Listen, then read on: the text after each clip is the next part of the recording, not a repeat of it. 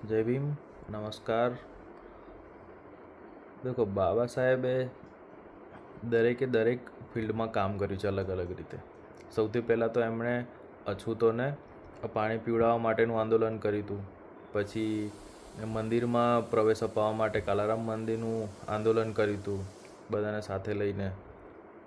એના પછી સત્તામાં હિસ્સેદારી મળે એના માટે અંગ્રેજો સાથે મળીને એમને આપણને વોટ આપવાનો અધિકાર અપાયો અને બીજી પણ ઘણા બધા અધિકારો અપાયા. કાનૂન મંત્રી બન્યા ત્યારે પણ બધાને અલગ અલગ ટાઈપના અધિકારો અપાયા. સંવિધાન બન્યું ત્યારે આપણને સત્તામાં હિસ્સેદારી અપાવવા માટે એમને સારું એવું યોગદાન આપ્યું અને મહિલાઓ માટે પણ કર્યું. પછી શિક્ષા માટે પણ એમને આપણા લોકોને શિક્ષણ સારું મળે એના માટે ઘણા બધા પ્રયત્ન કર્યા અને છેલ્લા બાબા સાહેબે આપણને બુદ્ધિઝમ આપ્યું. તો બધા જ લોકો અલગ અલગ રીતે જેમને જે રીતે યોગ્ય લાગતું હોય એ રીતે બધા કામ કરે છે.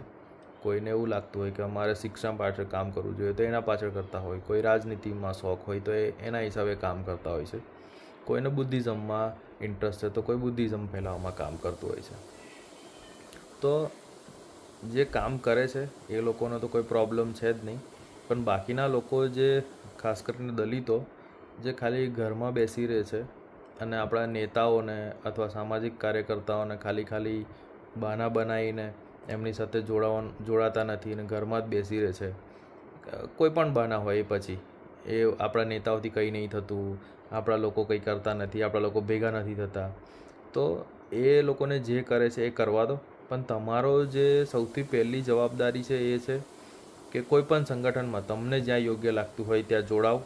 તમને શિક્ષા આપવામાં ઇન્ટરેસ્ટ હોય તો એવા લોકો પણ કામ કરે એમની સાથે જોડાઓ.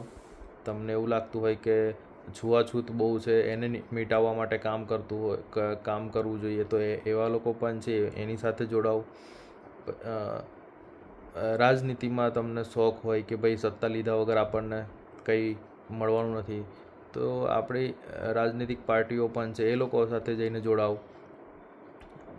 જે કરવું હોય એ કરો, પણ એટલીસ્ટ ઘરમાં બેસીને ખાલી બહાના બનાવવાનું બંધ કરી દો અને જે કામ કરતા હોય એ લોકોની સાથે જોડાઓ ખાલી, તો બધું ઓટોમેટિક બદલાતું જશે. ઘરમાં બેસી રહેવાથી કંઈ થવાનું નથી. બસ એટલું કરો. જય ભીમ.